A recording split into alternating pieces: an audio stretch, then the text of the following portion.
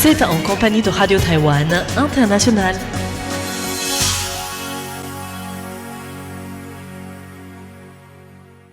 Bonjour à tous et bienvenue sur l'antenne française de Radio Taïwan International. Ici Lisa Dufaux pour vous présenter le programme de ce mardi 21 avril. Aujourd'hui, c'est Tiffany Lee qui vous présentera le journal de l'actualité qui sera suivi du décryptage présenté par Florian Dai qui s'intéresse à Nvidia, à l'intelligence artificielle et à son impact sur le changement climatique. Vous pourrez ensuite me retrouver pour la revue Asie-Pacifique avec cette semaine une revue de presse dans laquelle on parlera de la Corée du Sud, de l'Inde, des îles Fidji, de la Chine, des îles Mariannes du Nord et de Guam, mais aussi des îles Marshall et des Tuvalu. Voilà pour les ondes courtes et vous pourrez également retrouver sur notre site internet l'émission de Clément Tricot, La ville en pratique, sur le Metropolitan Village, une autre manière d'habiter Taipei. Je vous souhaite à tous une excellente écoute et je vous laisse sans plus tarder en compagnie de Tiffany Lee pour le journal de l'actualité, dont voici les principaux titres. Annulation du voyage de Lai Ching-te en Eswatini, Taipei accuse Pékin de pression. Le vice-président du Sénat français Didier Mandela en visite à Taïwan. Le président Lai Ching-te reçoit une délégation du CSIS. Earth Solution 2026 appelle à accélérer les actions pour une terre durable.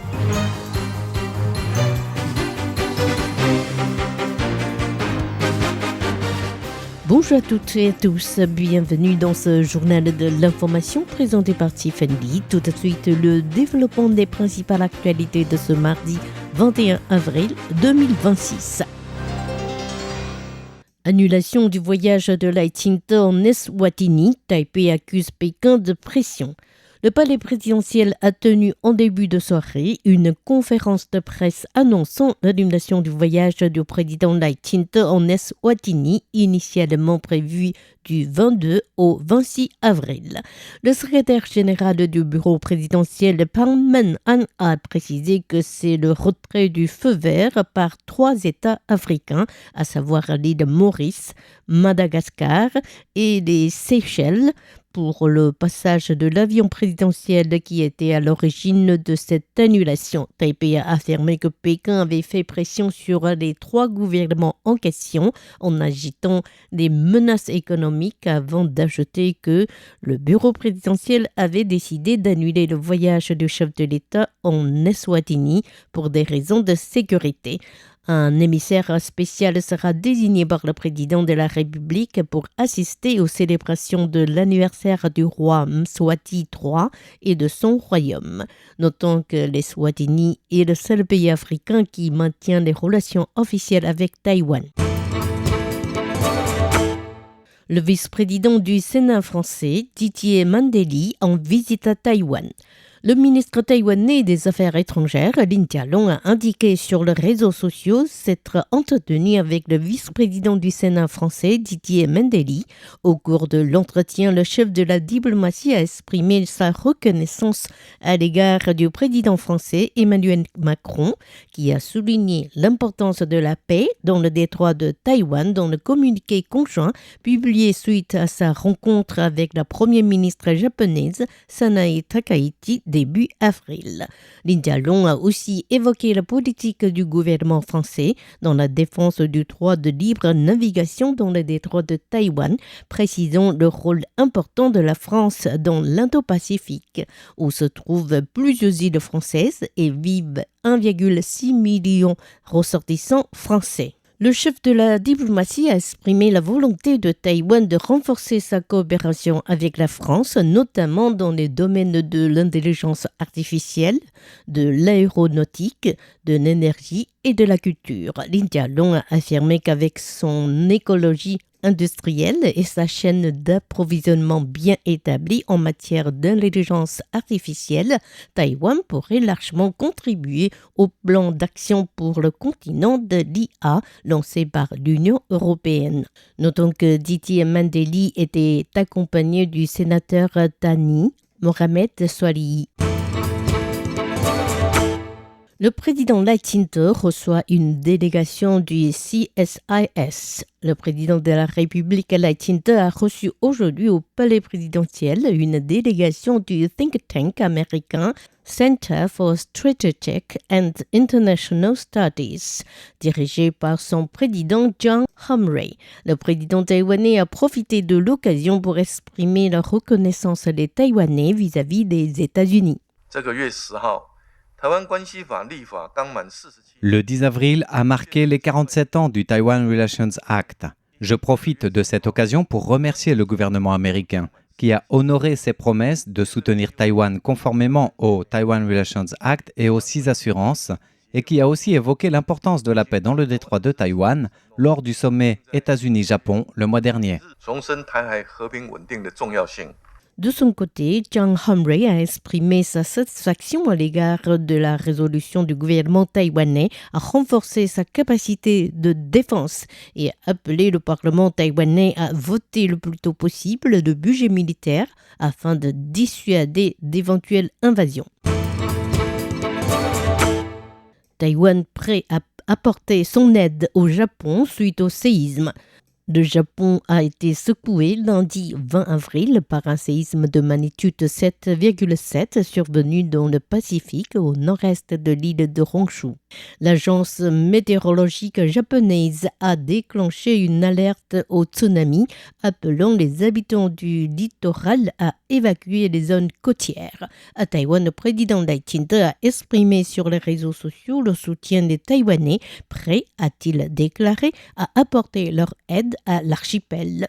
La diplomatie taïwanaise a contacté le bureau à Taïwan de la Japan-Taiwan Exchange Association pour transmettre le même message tout en affirmant que le pays était disposé à venir en aide au Japon dès que nécessaire. Jusqu'ici, aucun dégât important n'a été signalé dans l'ensemble du territoire japonais. Earth Solution 2026 appelle à accélérer les actions pour une terre durable. La plateforme de design social 5% Design Action organise aujourd'hui la conférence annuelle Earth Solution 2026 à Taipei, invitant les responsables gouvernementaux, les experts et les entreprises à des discussions autour d'un développement durable de la Terre. Le thème principal de cette année repose notamment sur les différents moyens d'accélérer les actions pour atteindre l'objectif fixé par les Nations Unies à l'horizon 2030 en matière de décarbonation et de transition écologique. La vice-présidente de la République, Xiao Mei-Tin, a assisté à l'ouverture de la conférence et a insisté sur les efforts déployés par Taïwan. Sur le chemin vers un développement durable, Taïwan est certainement un partenaire fiable pour le monde. Nous avons mis en place la tarification carbone en 2025, procédé à la deuxième transition énergétique intégrale, diversifier les énergies vertes, approfondir les économies énergétiques, lancer le stockage intelligent d'énergie et instaurer un réseau d'électricité de prévention de catastrophes. Même si la progression n'est pas immédiatement visible, les efforts fournis représentent dans leur ensemble l'avancement déterminé du pays vers un avenir résilient. La vice-présidente a souligné l'importance de la coopération et appelé le monde à travailler ensemble pour surmonter les difficultés de façon plus efficace. Taïwan signe un protocole d'entente avec American Association for Cancer Research. Le président des Instituts nationaux de recherche sur la santé de Taïwan, Tu Hui-Kang, a assisté à l'assemblée annuelle 2026 de l'American Association for Cancer Research à San Diego, aux États-Unis. En marge de la réunion, Tu Hui-Kang a signé avec la chef exécutive de l'association, Margaret Fauti, un protocole d'entente pour une coopération sur 5 ans entre les deux entités. L'accord envisage divers projets conjoints tels que l'organisation de conférences internationales, de colloques, de programmes de formation pour les jeunes chercheurs, le partage de données et d'informations liées aux recherches cliniques, la promotion de projets de recherche internationaux, la publication de thèses de recherche communes, l'initiative de politique liées au cancer, ainsi que les échanges de visites des chercheurs. Notons que l'association compte actuellement quelques 600 membres taïwanais, représentant environ 10% des membres originaires de la région Asie-Pacifique. Le financement du voyage de Zheng Liwen en Chine suscite le débat. La présidente du parti Kuomintang, Zheng Liwen, a effectué un séjour controversé en Chine du 7 au 12 avril, visite lors de laquelle elle a rencontré le secrétaire général du parti communiste chinois Xi Jinping le 10 avril.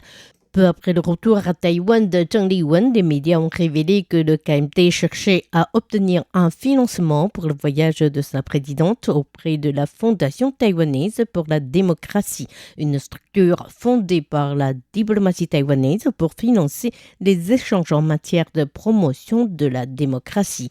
Hier, lors d'une interview accordée à un média local, le ministre des Affaires étrangères Lin Jialong, qui est également le vice-président de la Fondation en question, a été invité à s'exprimer à ce propos. Le vice-président du Kuomintang, Li Qianlong, a affirmé que si la société estimait une telle demande inappropriée, le parti n'insisterait pas. Ceci indique que le parti a entendu l'opinion. Nous respectons la position du Kuomintang. Si le parti insiste sur sa demande, je réserverai mes commentaires pour la phase d'examen du dossier afin de donner au Kuomintang plus de marge de réflexion. Le chef de la diplomatie a souligné que les partis politiques pouvaient solliciter un financement de la fondation à condition que leurs dépenses avaient pour but de promouvoir la démocratie. Par ailleurs, il a rappelé que le président de la Chine communiste, Xi Jinping, avait décrété les sanctions contre la Fondation taïwanaise pour la démocratie en la qualifiant d'organisation indépendantiste. C'était Tiffany qui vous a présenté le journal de ce mardi 21 avril 2026. Merci de votre fidélité et excellente suite de programmes sur RTI. À bientôt!